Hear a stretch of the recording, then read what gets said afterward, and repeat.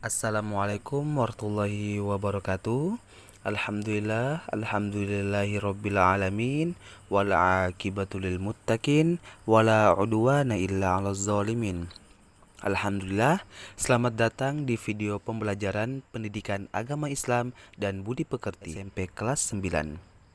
Alhamdulillah, pada video kali ini kita akan membahas bab 6, yakni kehadiran Islam mendamaikan bumi Nusantara, disusun oleh saya sendiri, Ahmad Ansor Salahuddin, semester 7, Prodi Pendidikan Agama Islam, Sekolah Tinggi Ilmu Tarbiyah, Balikpapan.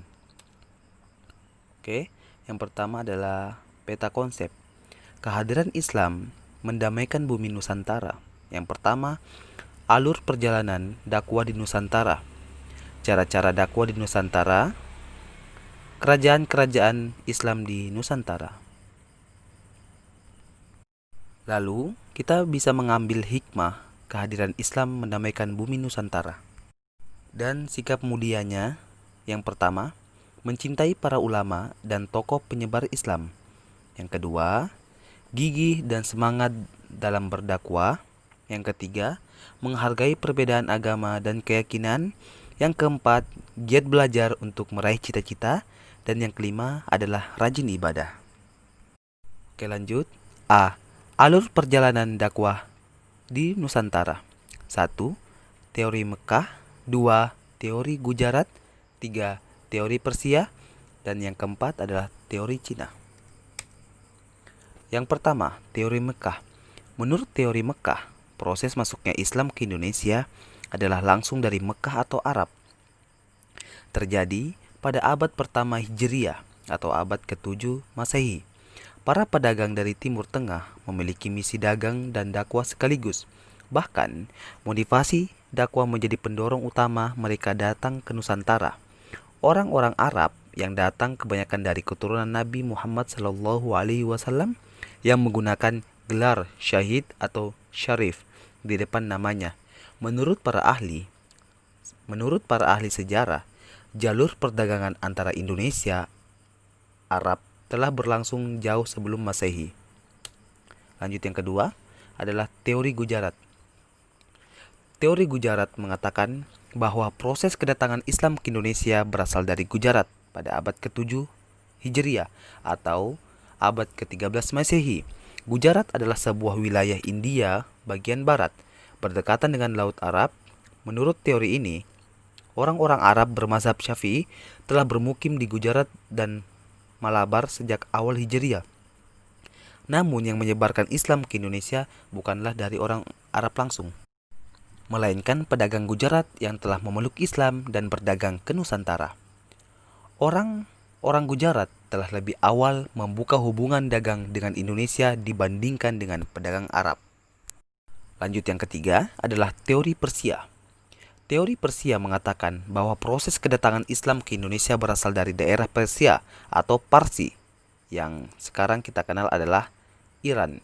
Sebagai buktinya, ada kesamaan budaya dan tradisi yang berkembang antara masyarakat Parsi dan Indonesia.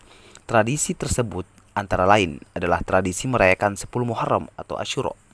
Yang keempat adalah teori Cina.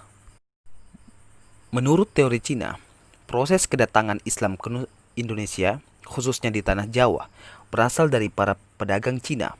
Mereka telah berhubungan dagang dengan penduduk Indonesia jauh sebelum Islam dikenal di Indonesia, yakni sejak pada masa Hindu dan Buddha. Ajaran Islam sendiri telah sampai di Cina pada abad ke-7 Masehi. Pada masa dinasti Tang, di daerah Guangzhou, Kanton, Zhangzhou, dan pesisir Cina Selatan, telah terdapat sejumlah pemukiman Islam.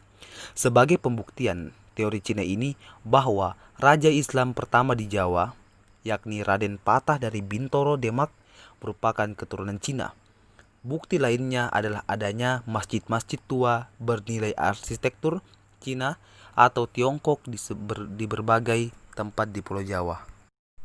Agama Islam berkembang di Indonesia disebarkan oleh berbagai golongan, yakni para pedagang, mubalik, sufi, dan para wali. Di antaranya sekian banyak wali, yang terkenal adalah Wali Songo atau yang biasa dibilang wali 9. A. Sunan Maulana Malik Ibrahim atau Syekh Maghribi, berasal dari Persia, berkedudukan di Gresik. B. Sunan Ampel atau Raden Rahmat, berkedudukan di Ampel, Surabaya. C. Sunan Bonang atau Raden Maulana Magdum Ibrahim, putra dari Sunan Ampel, berkedudukan di Bonang, dekat Tuban. D. Sunan Giri atau Prabu Satmata atau Sultan Abdul Fakih, yang semula bernama Raden Baku, berkedudukan di Bukit Giri, dekat Gresik. E. Sunan Derajat atau Yarifuddin, juga putra dari Sunan Ampel, berkedudukan di Derajat, dekat Sedayu, Surabaya. Yang F. Sunan Gunung Jati atau Syarif Hidayatullah atau Syekh Nurullah, berasal dari Pasai sebelah utara Aceh, berkedudukan di Gunung Jati, Cirebon. G. Sunan Kudus atau Ja'far Sodik, putra Raden Usman Haji, yang bergelar Sunan Ngandung di Jipang, Panolan, berkedudukan di Kudus. H. Sunan Kalijaga, nama aslinya Raden Mas Syahid. Beliau adalah putra Tumenggung Wilatikta, Bupati Tuban, berkedudukan di Kadilangu, dekat Demak. I. Sunan Muria atau Raden Umar Said adalah putra Sunan Kalijaga, berkedudukan di Gunung Muria, Kudus. Kita masuk ke B. Cara-cara dakwah di Nusantara. Yang pertama perdagangan, yang kedua perkawinan, yang ketiga pendidikan, yang keempat hubungan sosial, dan yang kelima adalah kesenian. 1. Perdagangan. Jalur perdagangan dilakukan oleh para pedagang muslim pada abad ke-7 sampai abad ke-16 Masehi. Para pedagang tersebut berasal dari Arab, Persia, dan India. Jalur perdagangan saat itu menghubungkan Asia Barat, Asia Timur, dan Asia Tenggara. Para pedagang muslim menggunakan kesempatan itu untuk berdakwah menyebarkan agama Islam. Mereka memiliki akhlak mulia, santun, dapat dipercaya, dan jujur. Inilah yang membuat banyak penduduk Nusantara secara sukarela masuk Islam. Yang kedua adalah perkawinan. Sebagian pedagang Islam tersebut ada yang menikahi dengan wanita pribumi, terutama putri bangsawan atau putri raja. Dari pernikahan itu, mereka mendapat keturunan. Oleh sebab itu, banyak keluarga bangsawan atau raja masuk Islam, sehingga para pedagang tersebut menetap dan membentuk perkampungan muslim yang disebut pekojan. Yang ketiga, pendidikan. Para mubalik mendirikan lembaga pendidikan Islam di beberapa wilayah Nusantara. Lembaga pendidikan Islam ini berdiri sejak pertama kali Islam masuk ke Indonesia.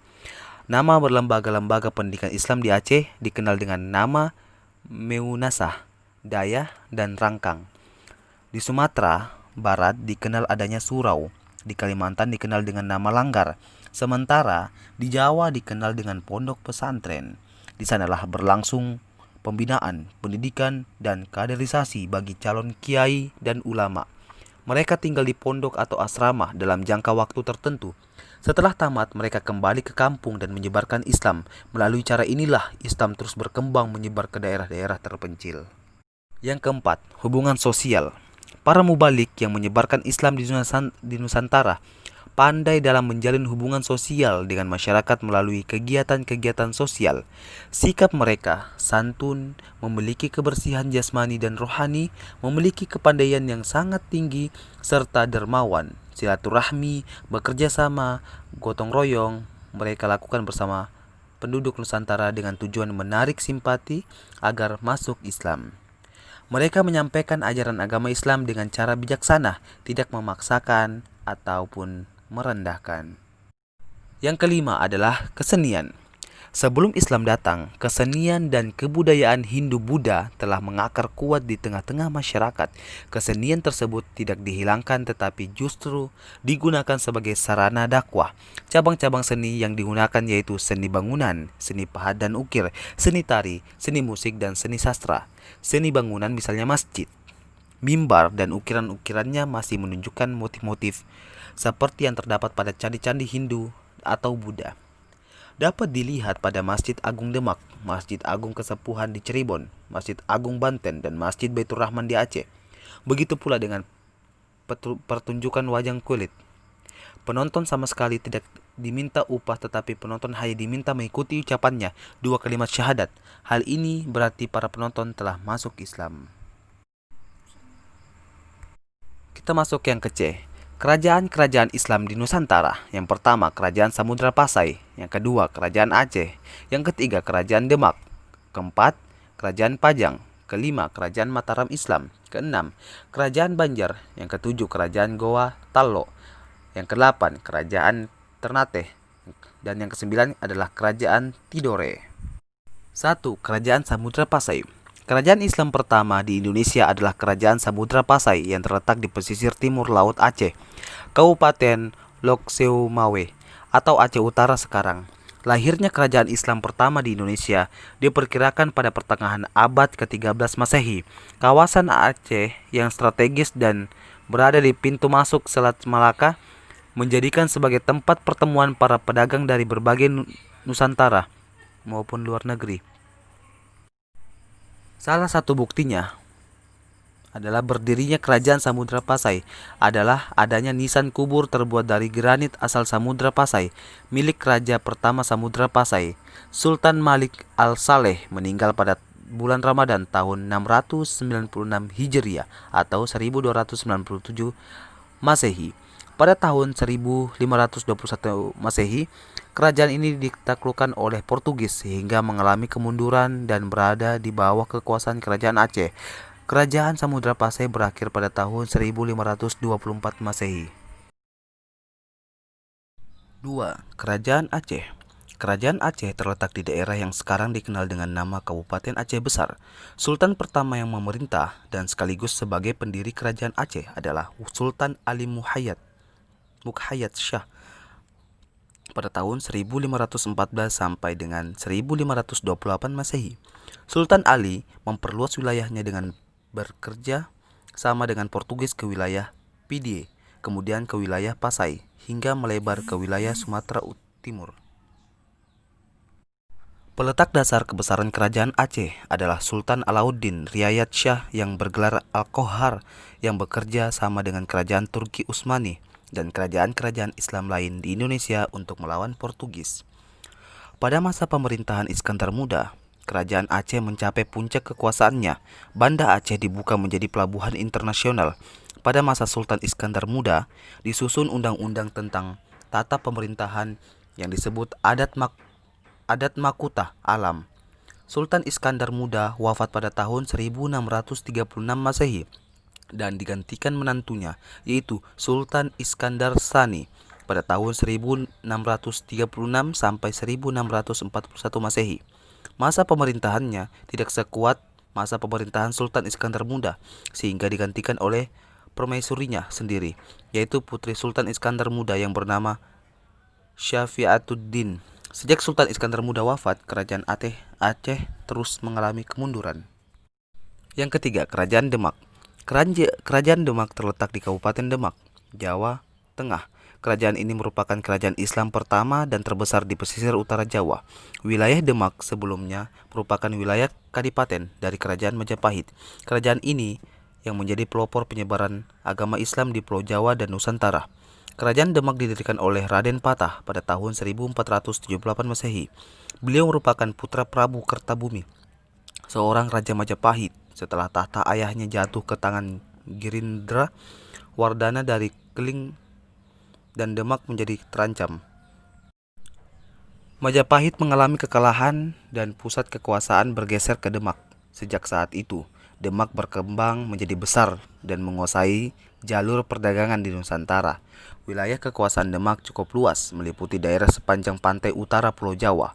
Pengaruhnya sampai ke Palembang, Jambi, Banjar, dan Maluku. Kekuasaan Kerajaan Demak berakhir pada tahun 1568 Masehi. Joko Tingkir memindahkan pusat pemerintahan dari Demak ke Pajang, dan di sana ia mendirikan Kerajaan Pajang. Yang keempat, Kerajaan Pajang. Kerajaan Pajang merupakan kesultanan yang terletak di daerah Kartasura, yang merupakan kerajaan Islam pertama yang terletak di daerah pedalaman Pulau Jawa. Sultan atau raja yang pertama adalah Jaka Tingkir yang berasal dari Pengging di lereng Gunung Merapi. Jaka Tingkir bergelar Sultan Hadiwijaya. Kedudukannya disahkan oleh Sunan Giri. Kemudian Demak hanya menjadi kadipaten yang dipimpin oleh Arya Pangiri, putra Sunan Prawoto. Pada waktu Sultan Hadiwijaya berkuasa di Pajang, Ki Ageng Pemanahan diangkat menjadi bupati di Mataram, sekitar Kota Gede, Yogyakarta, sebagai imbalan atas keberhasilannya menumpas Arya Penangsang. Sutawijaya diambil anak angkat oleh Sultan Hadiwijaya setelah Ki Ageng Pemanahan wafat pada tahun 1575 Masehi. Sutawijaya diangkat menjadi bupati di Mataram yang dikenal dengan Penembahan Sonopati. Ternyata dia tidak puas menjadi bupati saja, ia ingin menjadi raja. Sultan Hadiwijaya yang mengetahui hal itu langsung mengirim pasukannya ke Mataram sehingga terjadi peperangan pada tahun 1582 Masehi.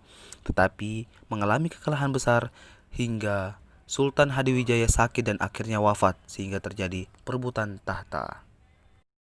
Pangeran Pangiri atau menantu Sultan Hadiwijaya menjabat Bupati Demak, datang menyerbu Pajang. Hal itu ditentang keras oleh bangsawan Pajang yang bekerja sama dengan Sutawijaya Bupati Mataram. Akhirnya, Pangeran Pangiri dapat dikalahkan dan diusir dari Pajang. Setelah suasana aman, Pangeran Benowo atau putra Hadiwijaya menyerahkan tahta kepada Sutawijaya. Sutawijaya kemudian memindahkan pusat pemerintahannya ke Mataram pada tahun 1586 Masehi. Sejak itulah berdirilah Kerajaan Mataram. Pangeran Benowo diangkat menjadi Bupati Pajang. Yang kelima, Kerajaan Mataram Islam. Kerajaan Mataram Islam berdiri pada tahun 1586 dan raja pertamanya adalah Sultan Sutawijaya yang bergelar Senapati Ingalaga Sayyidin Panatagama, artinya panglima dan ulama pengatur kehidupan beragama. Pusat kerajaan ini terletak di sebelah tenggara kota Yogyakarta, yakni di Kota Gede. Kerajaan Mataram Islam mencapai puncak kebesarannya pada masa pemerintahan Sultan Agung Hanyarakusuma pada tahun 1613 sampai 1645 Masehi. Pada masa Sultan Agung, banyak prestasi besar yang dicapai, yaitu memperluas daerah kekuasaan meliputi Jawa hingga Madura kecuali Banten dan Batavia, Palembang, Jambi, dan Banjarmasin. Yang kedua, mengatur dan mengawasi wilayahnya yang luas itu langsung dari pemerintahan pusatnya atau Kota Gede. Yang ketiga, melakukan kegiatan ekonomi yang bercorak agraris dan maritim. Mataram adalah mengekspor beras terbesar saat itu. Yang keempat, melakukan mobilisasi militer secara besar-besaran sehingga mampu menundukkan daerah-daerah sepanjang pantai utara Jawa dan mampu menyerang Belanda di Batavia sampai 2 kali. 5. Mengubah perhitungan tahun Jawa, Hindu, Saka dengan tahun Islam Hijriyah yang berdasarkan peredaran bulan sejak tahun 1633 Masehi. 6. Menyusun karya sastra yang cukup terkenal yaitu sastra Gending dan kitab Suluk. Yang ketujuh, menyusun kitab undang-undang baru yang merupakan perpaduan dari hukum Islam dengan adat istiadat Jawa yang disebut Surya Alam. Yang keenam, Kerajaan Banjar. Kerajaan Banjar adalah kerajaan Islam di Pulau Kalimantan, tepatnya di Provinsi Kalimantan Selatan. Saat ini, pusat kerajaan Banjar pertama ada di daerah sekitar Kuin Utara, Banjarmasin sekarang. Namun, setelah keraton ini di Kuin dihancurkan oleh Belanda, pusat kerajaan dipindahkan ke Martapura. Kerajaan ini berdiri pada tahun 1526 Masehi dengan Sultan Suryansyah atau Raden Samudra sebagai sultan pertama. Seiring berjalannya waktu, kerajaan Banjar semakin luas, meliputi Banjarmasin, Martapura, Tanah Laut, Margasari, Amandit, Alai, Marabahan, Banua Lima, serta daerah hulu Sungai Barito. Daerah kekuasaannya pun meluas hingga ke Tanah Bumbu, Pulau Laut, Pasir, Berau, Kute Kotawiri, Waringin, Landak, Sukadana, dan Sambas. Kerajaan Banjar runtuh pada Perang Banjar tahun 1905 Masehi yang merupakan perang melawan Belanda. Raja terakhir adalah Sultan Muhammad Seman pada tahun 1862 sampai 1905 Masehi. Beliau wafat saat menaklukkan pertempuran dengan Belanda di Puruk Jahu. Yang ketujuh, Kerajaan Goa Talo.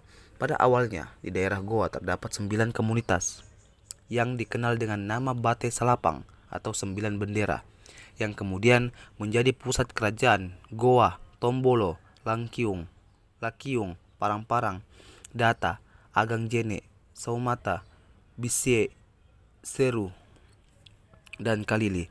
Kemudian semua komunitas bergabung dan sepakat membentuk kerajaan Goa yang merupakan kerajaan besar dan paling sukses di daerah Sulawesi Selatan pada tahun 1605. Sultan Alauddin pada tahun 1591 sampai dengan 1639 Masehi. Dari Goa masuk Islam berkat adanya dakwah dari Datuk Ri Bandang dan Sulaiman dari Minangkabau. Sejak saat itu, kerajaan Goa resmi menjadi kerajaan Islam. Kerajaan Goa dan Talo akhirnya menguasai kerajaan-kerajaan lainnya dan resmi menjadi kerajaan Makassar. Dua kerajaan kembar, Goa Talo dengan menyatakan ikrar bersama yang terkenal dalam peribahasa Rua Karaeng na Se're Ata. Dua raja tetapi satu rakyat. Peperangan demi peperangan melawan Belanda dan bangsanya sendiri, Bone, yang dialami Goa, membuat banyak kerugian yang berpengaruh pada perekonomian Goa. Sejak kekalahan Goa melawan Belanda setelah hancurnya benteng Somba Opu, keagungan Goa yang sudah berabad-abad akhirnya mengalami kemunduran. 8. Kerajaan Ternate. Kerajaan Ternate berdiri pada abad ke-13. Ibu kotanya terletak di Sampalu, Pulau Ternate.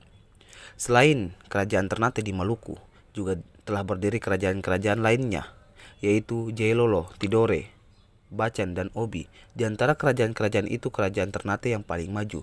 Menurut catatan orang Portugis, raja di Maluku yang mula-mula masuk Islam adalah Raja Ternate, yaitu Gapi Baguna atau Sultan Marhum masuk Islam karena pengaruh dakwah dari Datuk Maulana Husin. Ia memerintah tahun 1465 sampai 1485 Masehi. Setelah wafat, beliau digantikan oleh putranya Zainal Abidin pada tahun 1295 Masehi. Zainal Abidin mewakilkan pemerintahannya kepada keluarga karena ia memperdalam pengetahuan agama Islam kepada Sunan Giri dan kemudian ke Malaka. Setelah kembali ke Ternate, Zainal Abidin sangat giat menyebarkan agama Islam ke pulau-pulau sekitarnya, bahkan sampai ke Filipina Selatan. Makin lama kekuasaan dan pengaruh Belanda di Ternate semakin kuat. Bersamaan dengan itu pula terjadi pemberontakan dan konflik internal di kerajaan Ternate, sehingga kerajaan Ternate mulai melemah dan akhirnya runtuh.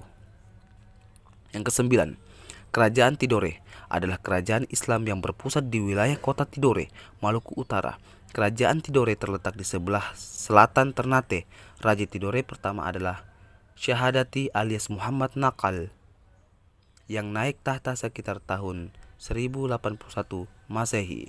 Setelah Ternate berhasil meluaskan wilayahnya dan membentuk persekutuan yang disebut Uli Lims, kerajaan Tidore juga berhasil memperluas pengaruhnya ke Halmahera, Pulau Raja Ampat, Seram Timur, dan Papua yang dipersatukan dalam persekutuan Uli Siwa. Demikian juga kerajaan Bacan dan Jailolo juga tenggelam dalam pengaruh kerajaan Tidore. Kerajaan Tidore merupakan penghasil cengkeh terbesar dan sangat laku di pasaran Eropa, sehingga akibatnya banyak bangsa Eropa yang datang ke Tidore untuk mencari cengkeh, misalnya bangsa Portugis, Spanyol, dan Belanda. Kerajaan Tidore mencapai puncak kejayaan pada masa pemerintahan Sultan Nuku pada tahun 1789 sampai 1805 Masehi, yaitu seorang penguasa yang berani dan cerdas. Pada tahun 1802 Masehi, beliau menyerang Ternate sehingga Ternate dan Tidore berhasil dipersatukan. Demikian video pembelajaran kali ini. Jangan lupa like, comment, share, and subscribe agar memberi manfaat untuk kita semua. Wassalamualaikum warahmatullahi wabarakatuh.